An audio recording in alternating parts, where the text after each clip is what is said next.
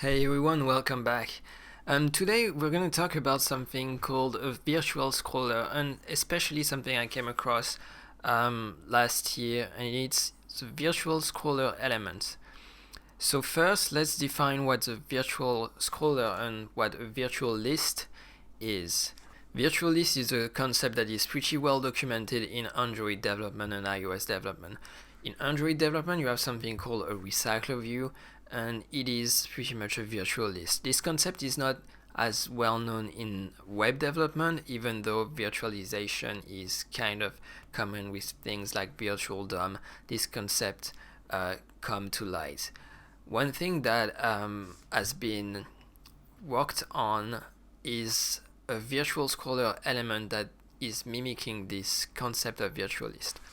So one of the problems that a virtual list is supposed to solve compared to a traditional list is the fact that a traditional list can contain hundreds of thousands of elements, and if you have to render all of this at once on a web page, it's just going to take a lot of time, and it's going to take a lot of time to render those elements. And a web page usually renders the layouts, and when you scroll down, when you resize, the layouts needs to be recalculated and re-rendered. And if you have hundreds of thousands of elements, it's just not performant, and you will see your website slow down. And so you have the concept of virtual list.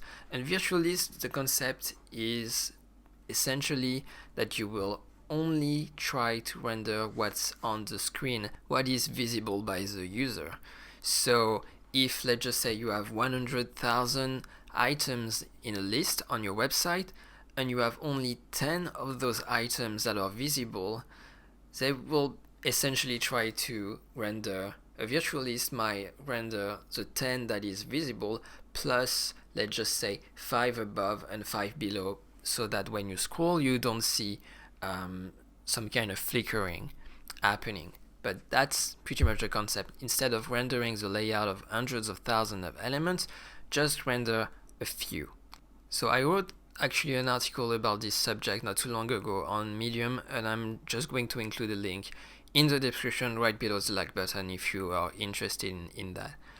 The repository actually saw this virtual scroller element that is supposed to appear for the web natively, and that's something that I was interested in, is being worked out by the WICG, and I was not aware of what that is, and it's apparently the Web Platform Incubator Community Group, and it's essentially a home of the new web platform features and discussions. So discussions about new features for the web are discussed by this group and implemented and tried, and Chrome can implement, and it is tested that way. Virtual scroller element, a native way of creating virtual list, was part of those experiments. So on the screen you see basically a glimpse of the article. There is like an example of a project using virtual scroller in it, and it was well done, and the way they were doing it is by enabling a blink feature, display locking, and built-in module all. So what's the main difference that you will see if you're trying, let's just say, a virtual list, or if you're trying a traditional list, is the rendering performance that you see on the screen. Basically, if you are trying to render a really long list, you will see rendering being at maximum capacity.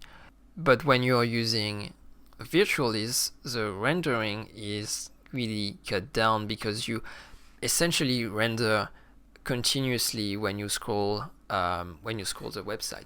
So the important part of it, really, if you want to try this experiment, you will need to launch Chrome with those flags that I mentioned and include a script tag that will import this built-in element that is a virtual scroller, and then you can use it like any other element. I would not exactly recommend to look into virtual scroller itself because this project has essentially been discontinued, and it has been discontinued in favor of display locking. So there is a video by HTTP203 that essentially go over what replace the virtual scroller. I will put a link in the description as well. But there is a few projects if you want to create virtualized right now that provides everything you need. I listed 3 in the article, one for React, another one for Vue, and another one for Angular. That's it for me. Like usual, if you enjoy that kind of content, you can subscribe to the channel. You can follow me on GitHub and Medium, and I'll see you in the next video. Thanks.